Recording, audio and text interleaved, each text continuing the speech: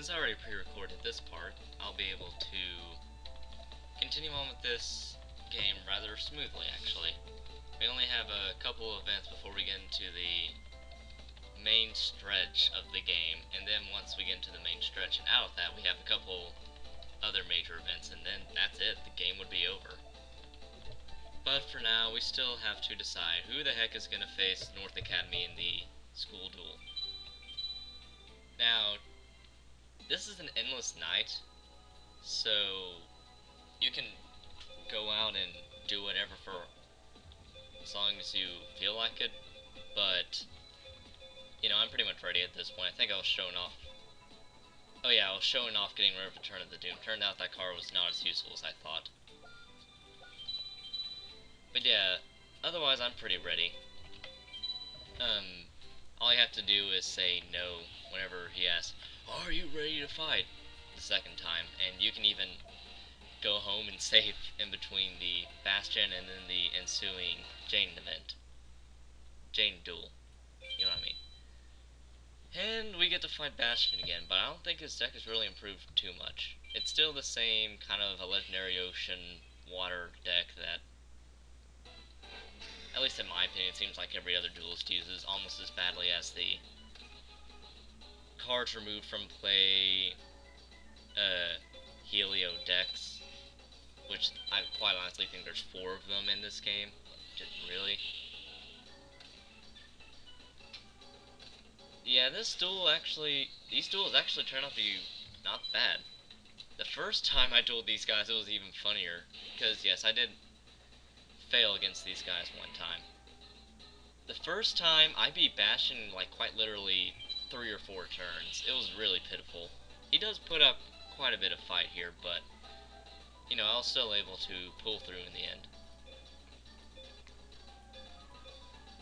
There was a close moment at one point, but then I realized, oh hey, an effect I almost forgot about pulls me through. But you'll see that in a few minutes. Yeah, I beat Bastion like 3 or 4 turns, and then I decided on a whim that I wouldn't save in between, and I do the same here, but it ends up working well because unlike last time, Jane pulls the absolute biggest comeback Dark Horse, I don't care what you call it, history, well, what do you call it, in the history of the universe. Like, I couldn't believe how extraordinarily lucky, at the heart of the cards or something. And for those of you wondering, like, why are you making such a big deal out of this?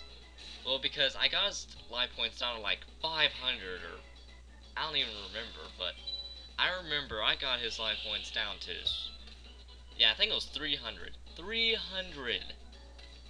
And I still had all my life points.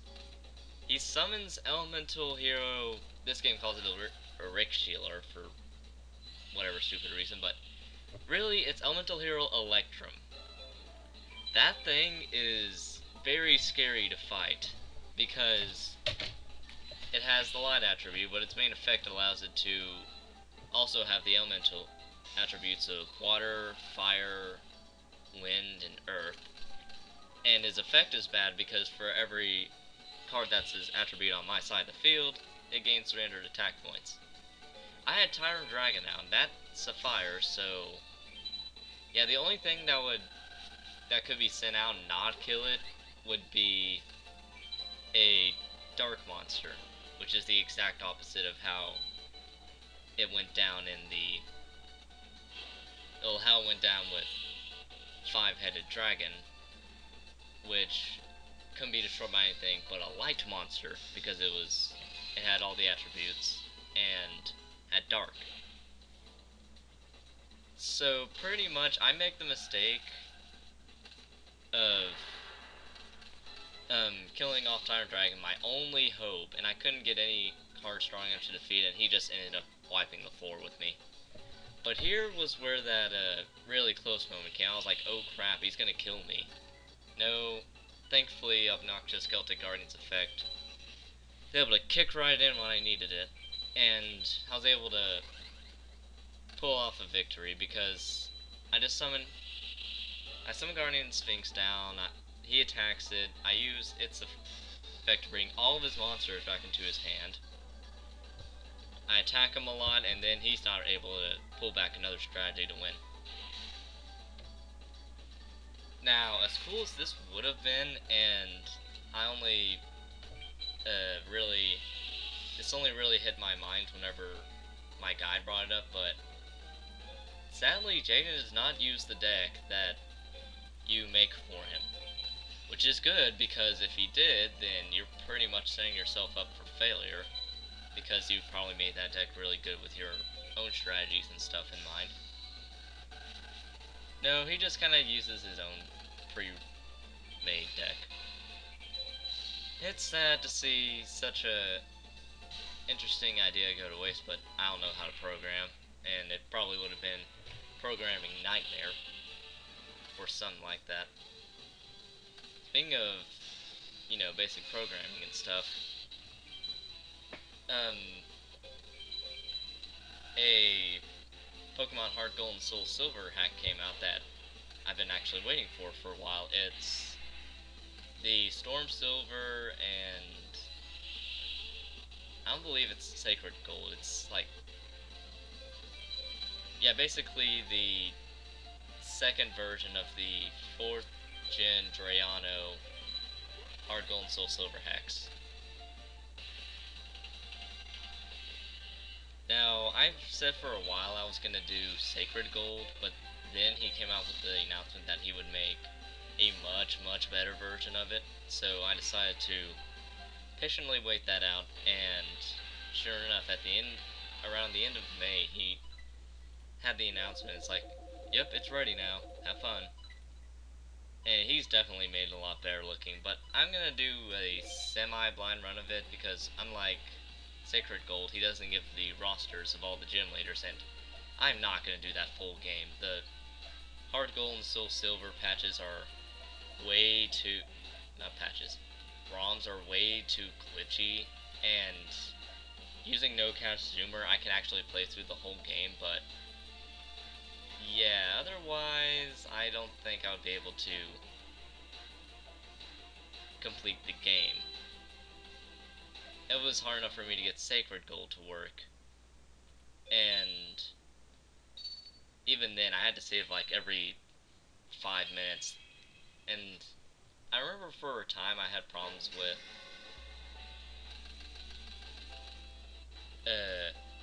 there's the big glitch of, after the 3rd gen, the game goes berserk with, crashing, and the difference between a ROM crashing and the emulator saying it's not responding is that when the ROM crashes, all your saved data is lost, unless you have no cache zoomer backup effect, where if your ROM crashes, then you have an external memory that can never be touched, so you're safe. Now, I'm planning on not going ahead and doing the game, because I really need to concentrate on this game, and as I said before, my junior year is going to be a real pain in the butt to get through. I'm taking some extremely hard classes, but, it's all free will. It's not like I'm being forced to, I'm choosing so. So the thing is, I'm probably going to be doing more intermittent, like, random events, bosses only playthroughs, because that's all that, because it just makes it easier on me to have a upload schedule that's flexible. And so there's probably going to be a big lull starting, a big, a long period of time where I'm not going to be able to do much, because I'm not even sure if I'll be able to handle the work and have free time, let alone handle the work and have plenty of free time to do whatever. So, for those of you who don't care about my life, pretty much I am trying to get rid of this full playthrough, although it's barely what I would call a full playthrough. I was originally going to make this a bosses events, but then I realized, wait, that's all the game is. Events with hard duelist. That's all the game is, really. It's not quite like, I'm not sure how Nightmare Travador works, but it's not really much of a full game to show. It's kind of hard to explain. Pretty much, there's not too much in this game to show, just like all the main story events. So, oh yeah, fairly smooth move here with using Metamorph to stop Jane from using Elemental Hero, Sparkman, and Skyscraper to get rid of Summon Skull. But, other than that, I pretty much win the duel. Wasn't a very long duel either. You know, it is a long duel. The duel coming up in about 2, probably less than that, minutes. So yeah, now that I've hit level 14, I can unlock a new pack, because the way this game works is that every even level you get to, you unlock a pack up to level 28. And, well, I'll only be going up to like level 20 main game. That's all you really need to unlock the final main story event. So with that, I was able to unlock a new deck that gave me Anazaz, Swordswoman, and Swift Guy the Fierce Knife, so that way I can use this deck idea I've used before and I had liked it. It's using the card Spiral Sphere Strike. Oh yeah, I was also able to unlock Marie the Fallen One, Saint Joan, and the Forgiving Maiden, so I can use that too. I like that combo. 2 semi-weak monsters, again, turn to a really good basic fusion. Now, in case you're wondering, this duel, it's against the Spirit Hainhain, which Hainhain is like the most basic of the flip summon a monster on your opponent's side of the field can go back. It's not as useful as its other form, which is Penguin Soldier, and I remember even using its stronger form, Haidhain, which is you have to sacrifice a card, but when it gets flipped up, you can bring back 3 monsters. Ooh. It's kind of useless, but yeah, Penguin Soldier is just much better. Now, I'm not sure why he didn't use Abyss Soldier's effect, because that thing is pretty scary when it chooses to be. But yeah, this duel went on for, I'm not kidding, 18 minutes. This is quadruple speed. And even then, it turned out to be a good 4.5-minute addition. Now, true, my deck isn't quite as strong as it used to be, because I was just kind of experimenting with the Spiral Spear Strike deck. It's been a while since that's happened. I'll probably add some music in the background here. And of course, now that I say that, there's probably going to be music. Probably Pokemon or the Mega Man Zero music I've gotten. But yeah, this guy is such an annoying duelist, because his whole deck is centered around cards that send your cards back to your hand. And there's a lot of cards that do that, so it's a fit theme for a deck. It's not just some randomly pasted together deck using vague themes like Professor Sator's deck is. This thing is thought out to the point where if you let him do his thing, he will just keep on sending your cards back to your hand, and you'll be powerless, like I end up turning out to be, because It seemed like he was just out to get me with all of those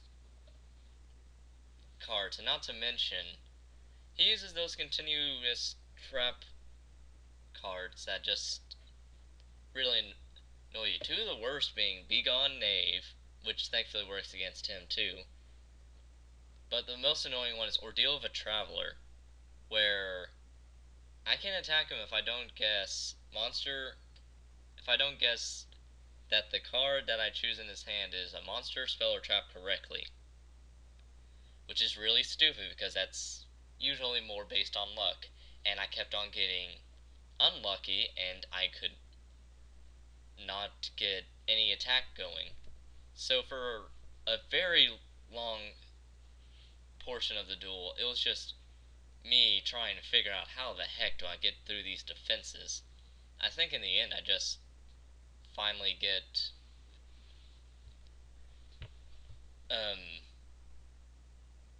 what's that card? Heavy Storm, and I get rid of the cards and then just beat him down. He deserved it. Now I think Windows Live Movie Maker has some problem with speeding up because I had a problem before where a sped up portion of the video, to me it looked like, got sped up, but I could only see like so much of it before it just cut a large portion of the duel out and just ended up like, oh hey, you missed us.